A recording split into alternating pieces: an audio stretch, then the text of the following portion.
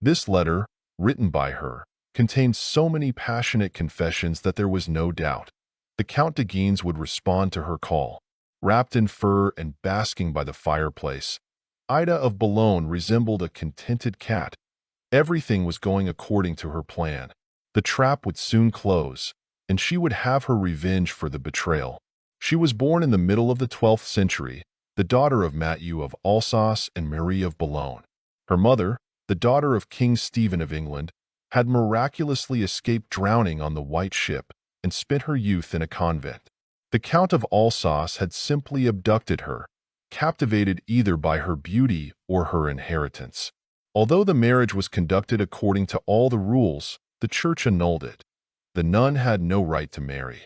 Ida and Matilda, the daughters of the Count, could have been declared bastards at any moment. Matthew had to put in considerable effort to secure the church's recognition of their legitimate rights. Surprisingly, they acquiesced. The girls were allowed to be called Countesses of Boulogne, and upon reaching adulthood, they could manage their mother's lands. However, the church dealt harshly with Marie of Boulogne. She was ordered to return to the convent immediately after the divorce. In tears, the young woman said farewell to her daughters. She had no other choice. The county could face excommunication. Thus, Marie went to a Benedictine monastery, where she spent the remaining 12 years of her life. Ida was meant to become her father's heiress, but she had to assume the title of Countess far too early, as Matthew of Alsace died during the siege of Drincourt.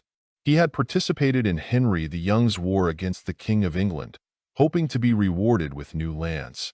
Instead of rich estates, the Count received a crossbow bolt. The orphan girls fell under the guardianship of their uncle Philip. However, he was more concerned with his own holdings in Flanders than with raising his nieces. Soon enough, he set off on a crusade, passing Ida and Matilda off to yet another relative. The relatives were not particularly pleased to have the young countesses in their care. While the younger one posed no issues, growing into a gentle and obedient girl, the elder, Ida, proved to be a real challenge. Arrogant, hot-tempered, endlessly self-assured, and practically unmanageable, Ida of Boulogne was well aware of her royal blood and never missed an opportunity to inform those around her. Her audacity irritated her governesses, and her teachers shook their heads in dismay. Despite her obvious talents, Ida refused to apply herself diligently. But she was beautiful, devilishly beautiful. With her blonde hair and angelic appearance, her daring gaze revealed a different truth. A tempest of passions raged within this girl. It was time to marry her off, and quickly. Uncle Philip, entrusted with the care of the ailing King Louis VII of France's son, had more pressing matters than the marriage of his eldest niece. He was deeply immersed in state affairs, but one day he remembered that it was time to find a match for Ida. But who? The decision was made rather carelessly. Philip of Flanders betrothed the beauty to the unremarkable Gerhard of Gelderland. The groom was afflicted by a serious illness, and as a result, Ida's marriage lasted only a couple of months. Gerhard passed away. Rumors swirled that the husband had never even touched Ida, due to his illness. However, Countess Boulogne had a different story. Once again, the gossipers had their own explanation for her insistence. Ida was taking lovers, and she needed a way to explain her loss of innocence if she were to marry again. Outwardly, Ida led the most respectable life. She regularly attended church, donated to monasteries, and observed a year of mourning. Her second union was of her own choosing. She agreed to marry Berthold of Zeringen, an elderly military leader 35 years her senior, but fabulously wealthy. The mourning gift Berthold presented to Ida after their wedding night included several estates, cities, and entire chests filled with jewels and luxurious fabrics. However, Berthold was old, and predictably, he passed away 3 years later. Now Ida was free once more, still beautiful, but now also known as a wealthy widow. Suitors flocked to her from all corners of Europe, and she fell in love, for the first time in her life, with her uncle Philip's ward, Count Arnold II de Guines. This would have been the perfect moment for wedding bells to ring, but but the engagement never progressed further. Arnold, of course, lacked Ida's nobility and wealth, but she was willing to overlook those discrepancies. Her uncle had no objections. Why would he? The union fell apart for another reason. Just as Ida was preparing to draft the marriage contract and designing her wedding gown, her younger sister revealed that Arnold was cheating on her. It seemed unbelievable. To betray a beauty, a clever woman, the richest bride-to-be. But the Count de Guines had shamefully succumbed to a maidservant, and it turned out he even had an illegitimate child. Ida could have caused a scandal, but she chose a different path.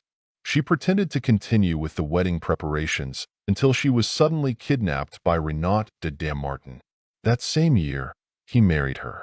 Of course, Ida was familiar with him. In fact, Renaud had once courted her before Arnold entered her life, but at that time, she had turned him down. Upon discovering her lover's infidelity, Ida remembered her old admirer. In a rush, as Ida urged him on, Renaud even divorced his first wife. His abduction of the Countess of Boulogne went off without a hitch. Once she became Countess de Dampmartin, Ida set about enacting the second part of her plan. Now it was time to punish Arnold. She wrote him a passionate letter, lamenting her kidnapping. The unsuspecting Count de Guines rushed to the aid of his former fiancée, only to fall into a trap. Renaud de Dampmartin and his friends captured Arnold and imprisoned him in the fortress at Verdun. Arnold's father protested. The Archbishop of Reims also came to his aid. Reluctantly, Renaud de Dampmartin had to release his prisoner.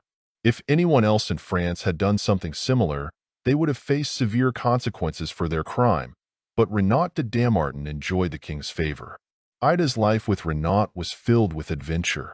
Her husband was an extraordinary adventurer, constantly embroiled in conflicts with royalty. Over the next 20-plus years of their marriage, Ida witnessed Renaud siding with Richard the Lionheart and then again with the French king, plotting against the Didre family and besieging the Chateau Gallard. With this restless warrior, she was happy. Moreover, she took pride in his victories. However, their union produced only one daughter, a beauty named Matilda. Like her mother, she was married several times throughout her life, with her second marriage bringing her the crown of Portugal. Ida of Boulogne, Countess de Dampmartin, passed away in the year 1216.